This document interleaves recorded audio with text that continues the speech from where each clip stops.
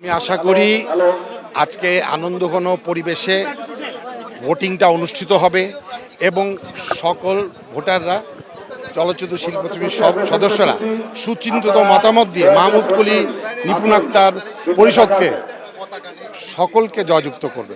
আমাদের সকল শিল্পীর যে প্রত্যাশা, আমারও সেই প্রত্যাশা, আমাদের এই চলচ্চিত্র মাধ্যমটিকে আমরা আরও শক্তিশালী করতে চাই। ভোট দেওয়ার সময় এখন ভোট দিতে এসেছি, আমি তো এই ব্যাপারে খুব খোলাখুলি কথা বলা উচিত নয়। আমার পছন্দ মতো আমি শক্তিশালী প্রার্থীকেই নির্বাচিত করার চেষ্টা করব। সবাইকে দেখে আমার খুব আনন্দ লাগছে। আর যেটা বলছে নিরাপত্তা, অবশ্যই আমি মনে করি এর চেয়ে আরও বেশি নিরাপত্তা দরকার, কারণ আমরা চলচ্চিত্রের মানুষ, চলচ্চিত্রের শিল্পী। কারণ আমরা চাই না যে বাইরের লোকজন এসে কোনো গ্যাঞ্জাম করুক, কোনো অঘটন ঘটুক, এটা কখনোই চাই না। তা যে নিরাপত্তার কথা বলছেন, আমি মনে করি আরও নিরাপত্তা দরকার। অবশ্যই চাইবো যে আমার প্যানেলের জন্য জয় হয়, ইনশাল্লাহ জয় হবে। আর যারা ভোট দিবেন তারা জানে যে কাকে ভোট দিলে তাদের জন্য ভালো হবে, সুবিধা হবে আর কি। দিয়েছি আমারটা দিয়েছি খুঁজে খুঁজে আমার ফটোটা।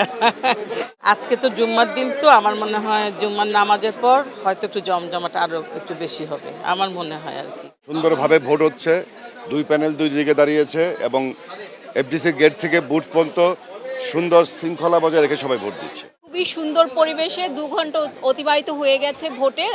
আর যেটা এর আগেরবার আমরা যে প্রবলেমটা ফেস করেছিলাম, যে গাড়ি নিয়ে যারা আমাদের ভোটার ওনারা ঢুকতে পারছিলেন না, এবার কিন্তু সেটা খুব স্থিতিশীল, সবাই গাড়ি নিয়ে ঢুকছে, শান্তিপূর্ণ পরিবেশে ভোট দিয়ে চলে যাচ্ছে। এবং আমি নিজেও ভোট দিয়ে ফেলেছি। আর বাইরে অনেক গরম, আমরা আশা করছি যে নামাজের পরপর ভোটারের সংখ্যা বাড়বে।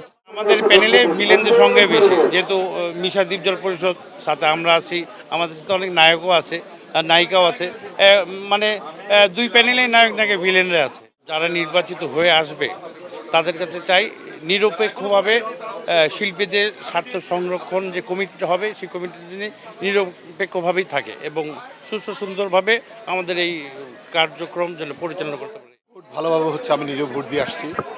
তো আমি বিশ্বাস করি যে নামাজের পর, মানে অর্থাৎ জুম্মার পর লোকজন বেড়ে যাবে হঠাৎ করে। আর প্রচণ্ড গরম পড়েছে, তারপরে উচ্ছ্বাস আছে শিল্পীদের মধ্যে, কারণ ভোট দিতে আসবে আমরা বিশ্বাস করি।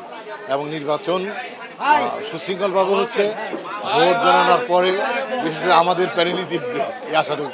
এবং আমরা শিল্পীরা তো অলওয়েজ খুব সুন্দরভাবে ইলেকশন করি, কিছু ঝামেলা তো হয়, এটা হবেই, সব ইলেকশনই হয়, তবে আমাদেরটাই কম হয়। আগের বার একটু হয়েছে, এবার আমরা আশা করছি যে হবে না। আমি তো 100% শিওর, কারণ আমরা ভালোবাসা দিয়ে জয় করছি।